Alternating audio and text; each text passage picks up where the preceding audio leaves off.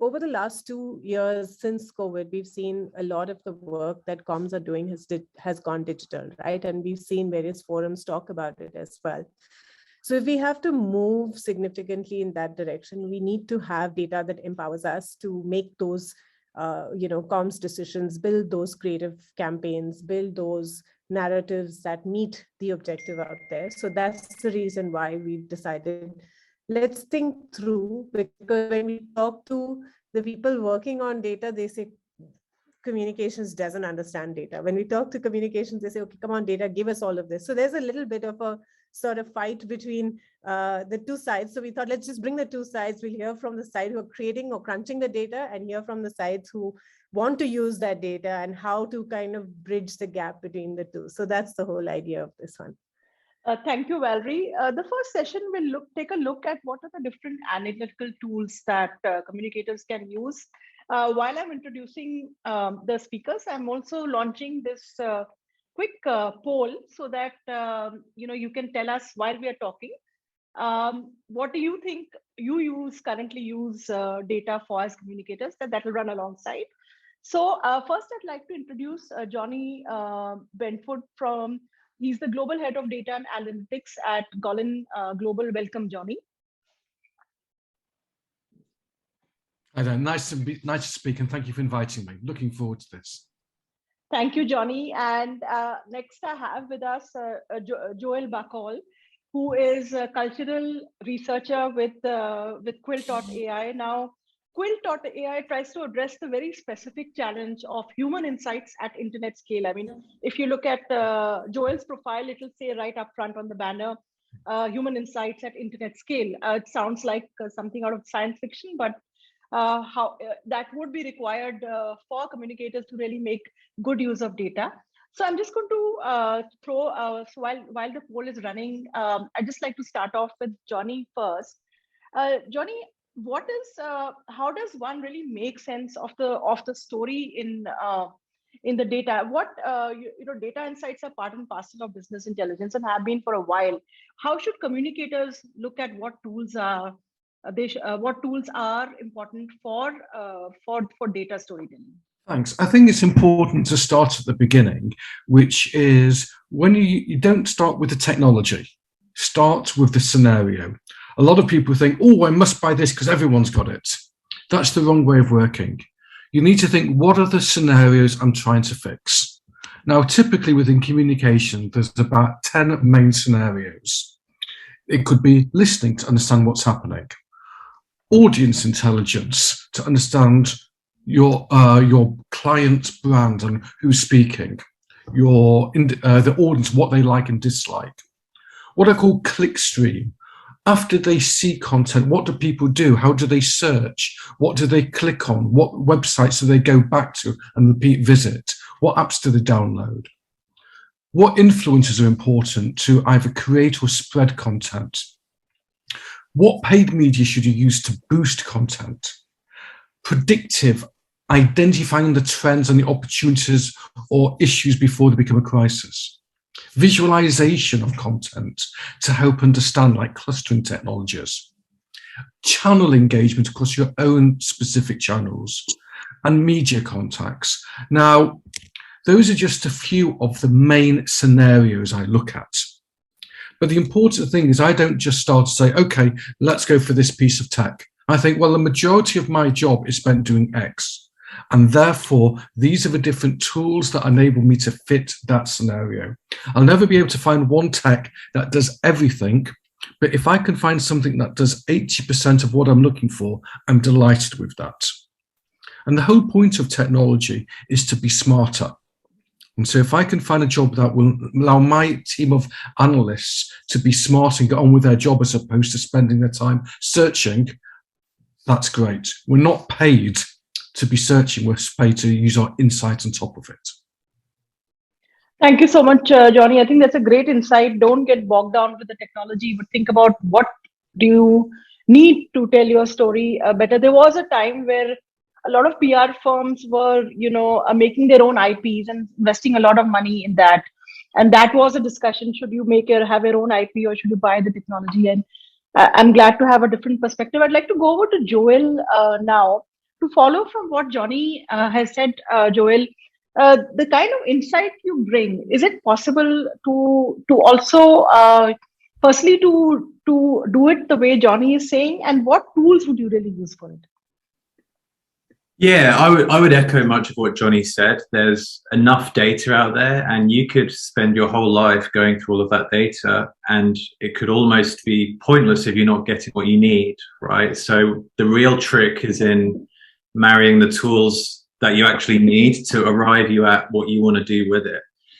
So in terms of the type of insights that you can get, I kind of lean and would kind of piggyback off of Johnny and say, don't forget that we're human at the end of the day. So it really does take really good instinct and cultural understanding. And that depends, and that will translate into the types of insights you arrive at. So at Quilt, we're very anthropologically driven. We wouldn't call ourselves a marketing agency. We're much more in the insight space.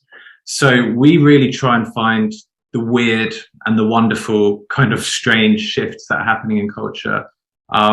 And to echo Johnny's point, it's not about how much data you have. It's about the types of data you choose to use and what you do with that.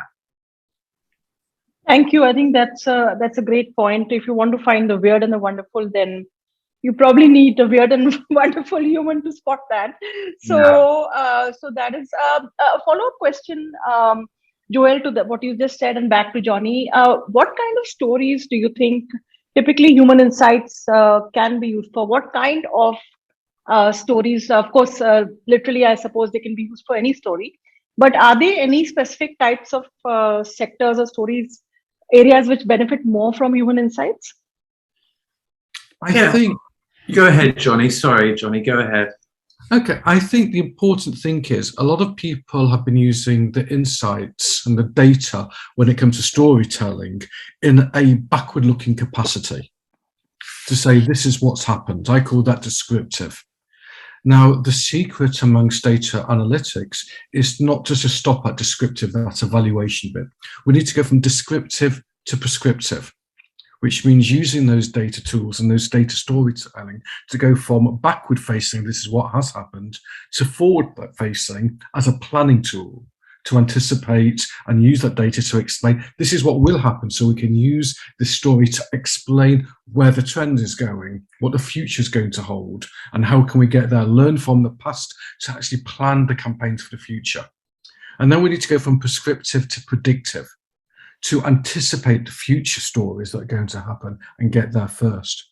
So it's less looking for the identity for the story, but more looking to think, how can we be doing it? When we started at Golan, I would say the majority of our data storytelling was looking historic. This is what's happened. And now it's pivoted to looking forward-looking, as in descriptive, prescriptive, and predictive. That's a really interesting. We should probably, I was writing it down what he said. So just to recap, what Johnny has said, that historical reading of data for storytelling is that ship has sailed. If your data does not allow you to prescribe a solution to what the data is saying, does not allow you to predict future challenges, then really it's not going to. It's not really proper use of data. Joel, do you agree with that? I do, yes. We have a similar ethos at Quilt. We typically bucket insights and data collection into two different buckets. We have the observational, Johnny kind of touched on that already. And then there's more of the interpretive. We might ask if someone goes on mute. I think we're good. Okay. Yes. Yes. So the observational data is great to understand what's going on. But the interpretive data, we call it more inspirational. Like, are you going to develop a brand campaign? Or what's the consumer profile going to look like? What color is the execution going to be? What semiotics are we going to use in the planning and the campaign? So observational is good if that's what you need, but there's also the interpretive bucket, which is really important. Well, one other thing I'd say that we do is we try and make data simple where we can. So a lot of our clients sometimes feel a bit overwhelmed with everything that's out there. We try and break it down into what do consumers see, share, and say. It's something that's very easy to understand. What are they looking at online?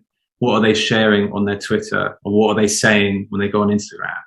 So that's a nice, simple kind of framework to almost kind of understand in layman's terms what's going on in a whole sea and ocean of data.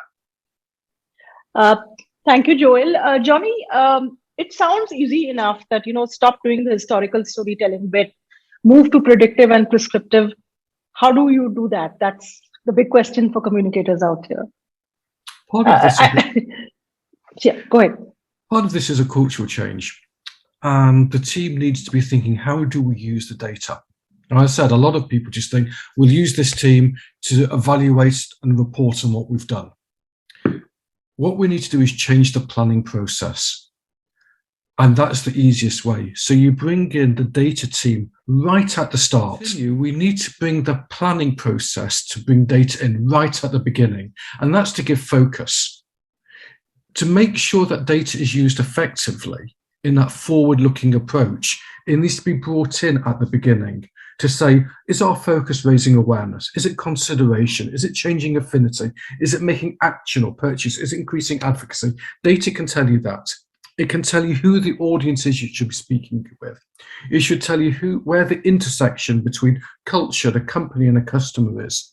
All these things are there to help make whatever campaign a brand does be successful.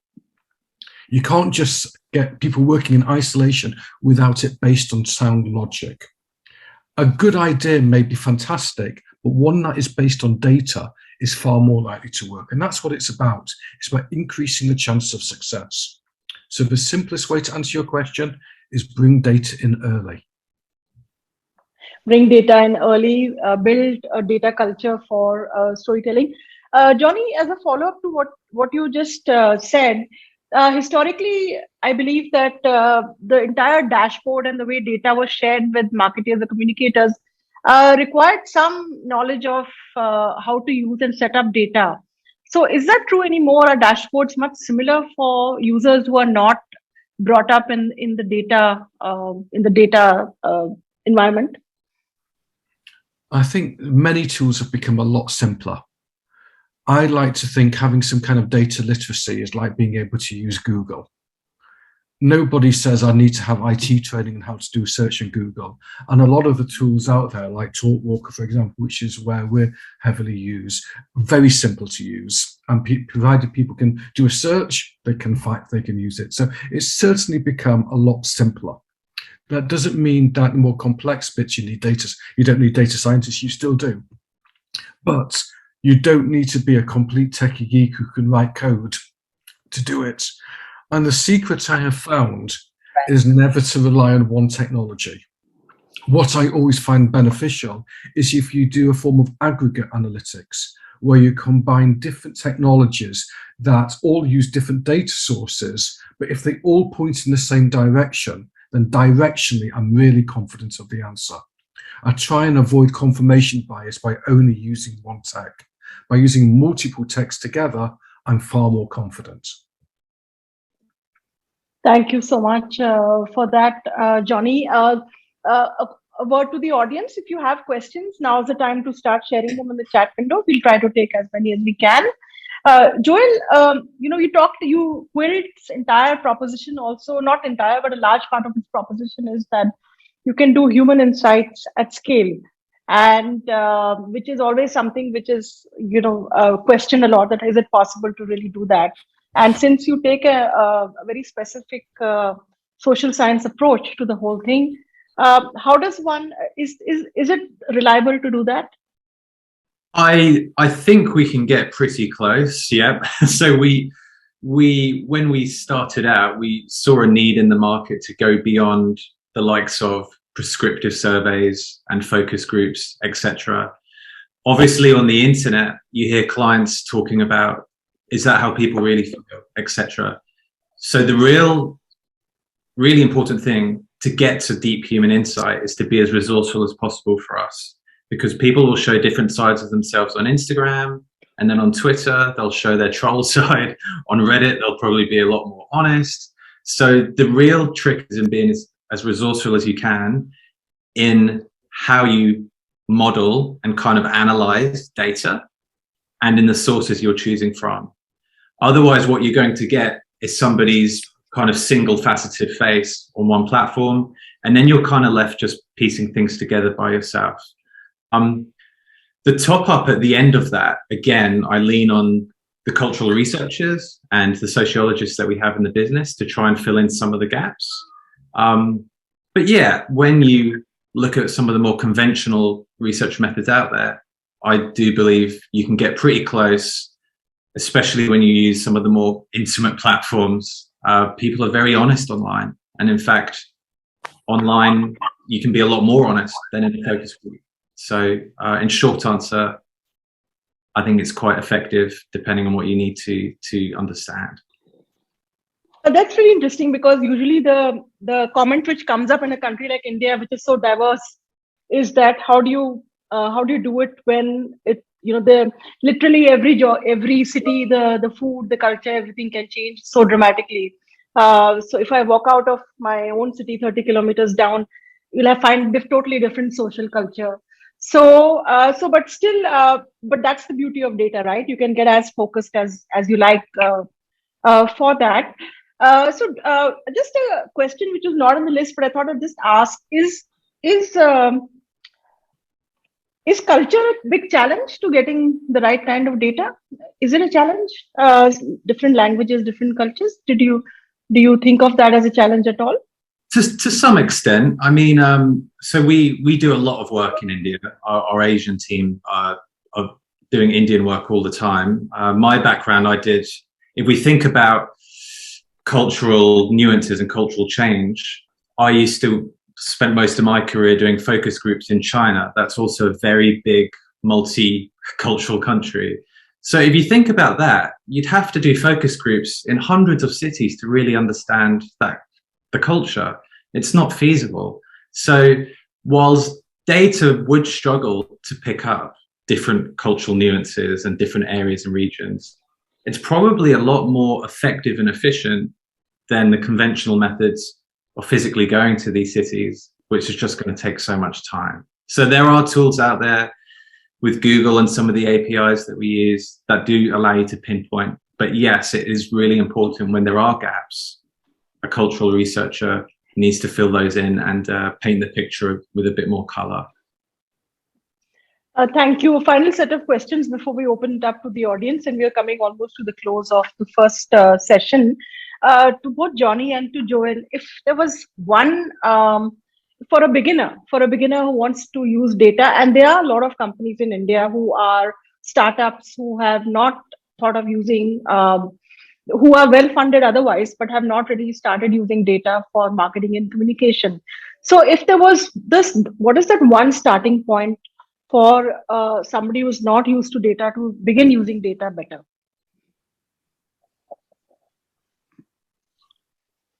Okay, so in my opinion, it's learning to get rid of confirmation bias. And what I mean by that, it's not the technology, it's going in and finding information without an idea of thinking you know what the answer is already. Because if you search thinking I know what the answer is, you will find results that confirm that result. And that's not what we're after. We're after the truth. We're truth seekers. So going out there and being open and going where the data takes you is critical to your success. That really sums it up. Nothing more needs to be said after that. Be open, avoid the confirmation bias. It's very easy to slip into that. Joel, what do you think? If you have to look at human insights, and probably just as easy to get caught up in confirmation bias when it comes to human insights, what is the starting point for a marketer? Yes, I agree with Johnny. I also would add, just to be resourceful and to dive in without that confirmation bias. There's new models and new channels and new everything coming out every day. So if you're right at the start of your journey, you just need to get stuck in, start piecing things together, learn as you go, and then you can start to structure things with a bit more rigor and strategy. Because at the start, I recognize it as a leap, and a lot of our clients have that problem. But the space is moving so quickly. Just start and learn as you go. And then as you build up time after time, you'll be able to apply the right strategies and the right biases, whether you want them or not. That's right for your business. I'd like to add one more point, if I may. Sure. As well as confirmation bias, I'd just like to talk about how you present it. Because a lot of the best technology and the best data scientists in the world fall into the problem of then giving you 50 slides to explain a point. It's a lot harder to explain things in one sentence. So my simple request of everybody, don't lose the great insight you've got by being in love with all the work that you've done. Present it back in one sentence, one slide. If it's any more than that, you've failed. Over-index on visualization, because if your point can't be made simple, then we failed. So what kind of people do I look for? I look for data storytellers. And that is without that bit, all the best research in the world is lost because nobody could understand it. That's actually extremely important, and brevity is the friend of storytelling. So make it simple, know your headline. As important for journalists as it is for anybody else. So with that, we come to the end of this session with Johnny and with Joel. Like to throw it open to the audience for any questions. Please raise your hand or send your questions in the chat box. While we're doing that, I'm just sharing the results of the poll. How is the audience currently making use of data? It's quite interesting that 70% is saying that we are using it for full-fledged campaigns, but the other 25% is saying we use it for individual stories, and full another 25 say that it's more of a marketing function. So that's quite an interesting. I hope there's not any confirmation bias in reading this poll, but to me it does look interesting that at least 25% are saying of this very small sample group that they look at data storytelling as a marketing function. So as we all know, that is changing dramatically. So probably time to change that point of view, as Johnny and Joel have advised that start somewhere, begin the process, look out for your confirmation bias, start with the problem and not the technology to use. There's a question that are there any interesting use cases that the speakers can share? The person is saying that she does understand. It's a very basic question, but an example would help her understand. So yeah, is that possible, Johnny and Joel? Yeah, I'd like to give an example of how I use data in an area where people think it's impossible. And this case is in the medical area. And what I find really important is to plot how people are thinking and working within the patient journey. And this is relevant just as much for healthcare professionals as it is for patients. And if you think about the different steps from being aware of a patient being aware of the problem, understanding what it is, diagnosis, treatment, and advocacy, we can use different technologies from understanding what groups they attend as a patient, what information they're looking for and search, what forums they attend and the volume of activity and growth in that area. We can have a look at the different treatments that are being discussed and searched for, and we can see how they're being advocated. So you've got different technologies that can come in at each of those different stages. And my recommendation is, as I use those different technologies, I see where the biggest gap is and the biggest problem. And that helps provide focus. So it may be that people are aware of the problem, but the information shows me that people aren't doing anything about it, in which case it's an educational thing that we need to do. So we need to be using the technology to provide an answer to a scenario. And just because it may be a hard to find area like healthcare doesn't mean it's not suitable. There's amazing technologies out there that help. And examples of the ones I use are, I use SimilarWeb extensively for clickstream technologies. I use TalkWalker for search. I use Global Web Index for audience intelligence. So there's lots of different things we can do. And Sticky Beak for quick ad hoc surveys on very hard to reach audiences. Okay, I'm going to make a list of the listen in later again and note down all these and share it with the audience. That's a great list of tools. Another question that has come in. I just quickly. What are the top 3 companies that need to be? Sorry, what are the top 3 competencies that need to be developed by a communicator for making an effective use of data and tools? What are the skills that the communicator should learn? Would you like to ask the question yourself? Okay, fine. If you want to unmute yourself, otherwise I've just asked the question.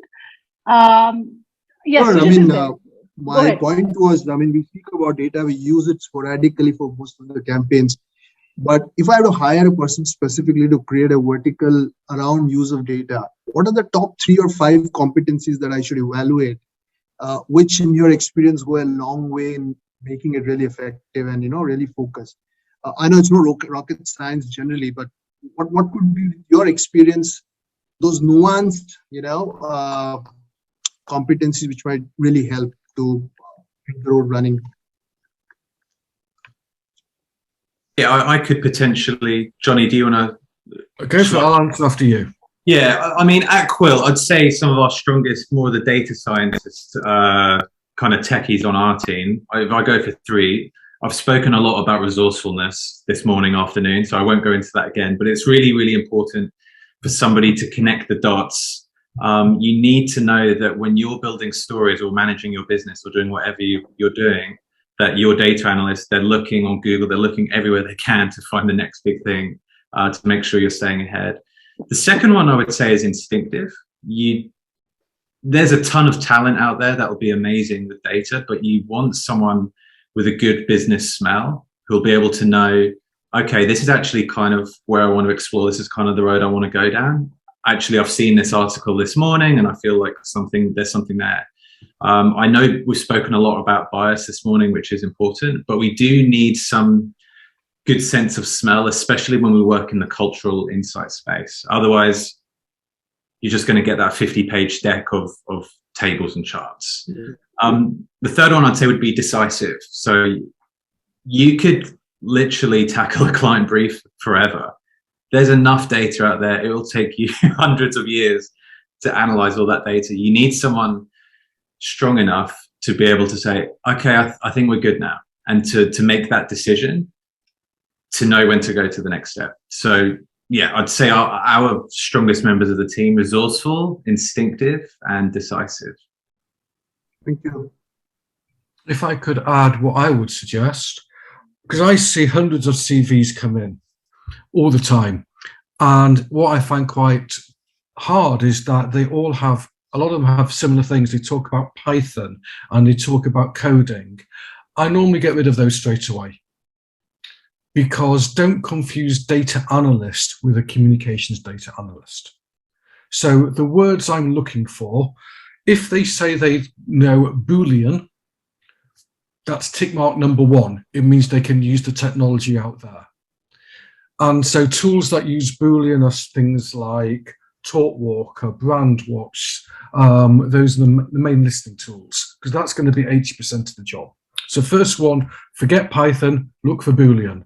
Second one, data storyteller. If they just want to hide in the background and not present the information, then I'm not interested. And the third bit, I want confidence, because the data analyst or data storyteller is going to be the person who says to everyone, you've got preconceived ideas about how this communications campaign should work, but this is where the data tells us it should be. And often people are hiring a data person who's quite a junior person in the team, but they need to have the confidence to say, this is where the data points. This is our North Star and our common thread that we need to work through our entire strategy. So Boolean, storyteller, confidence. Perfect. Thank you so much. Sujit, do you have a follow-up question or you're good? No, I think these are quite decisive answers in terms of it's hard to find capabilities within the communication fraternity. But yes, I think we're reaching there. As we progress and start experimenting. So as of now, I think thanks Johnny, thanks Joel, great answers.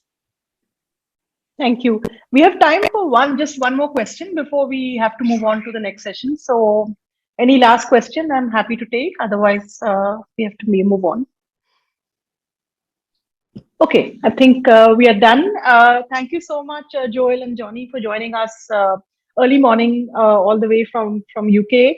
And thank you for your insights. It's been really wonderful to hear them, and they've been extremely useful. And we look forward to connecting further. If there are any questions from the audience later, I'll pass them on. And if you feel you could answer them offline, that would be great. Thank you so much, Johnny and Joel. Have a great day. Thank you for inviting me. Bye-bye. Thank you for having us. Bye. Thank you. Bye.